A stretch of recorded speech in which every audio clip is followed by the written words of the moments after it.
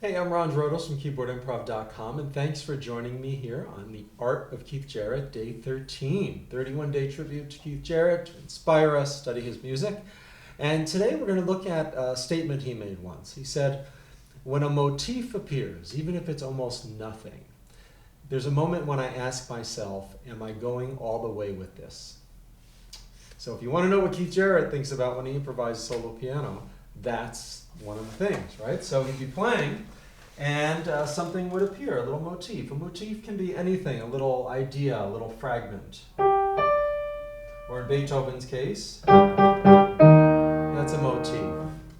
And then he repeated it. So there's two ways to approach music. One is you just play something, like a little motif, and then you don't have to play that again, you just move on. What's next?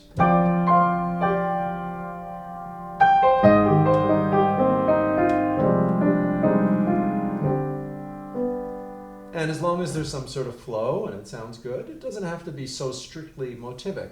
The other approach is to take a motif like Beethoven and go all the way with it. You do it again, and then you might do something that sounds very different. But in fact, it's the motif 3 times. But sped up.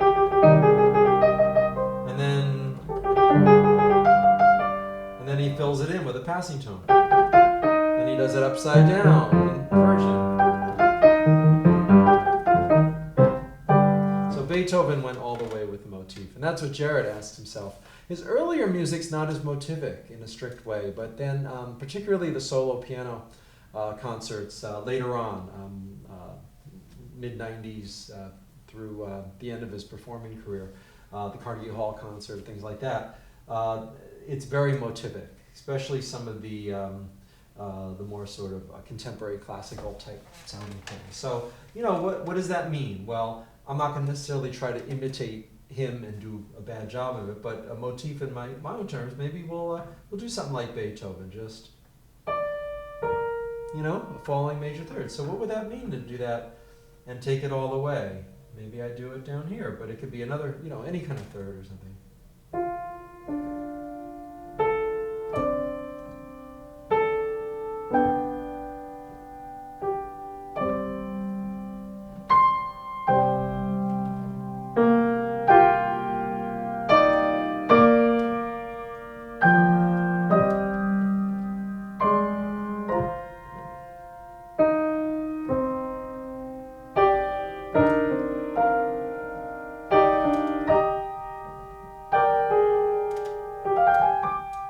You see?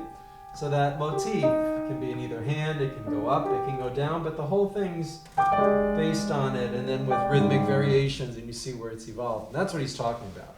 Is he going to go all the way with it or not? And apparently, one of his priorities is to go all the way with it, at least at certain times. So give it a try. Sit down, experiment with motifs. That's why we're doing this for 31 days, to learn what Keith Jarrett did, and to be inspired by it, and to use these techniques and concepts ourselves. Thanks for being here, and I'll see you in the next day. Today's 13, day 14. Hope to see you then. Good luck with your playing.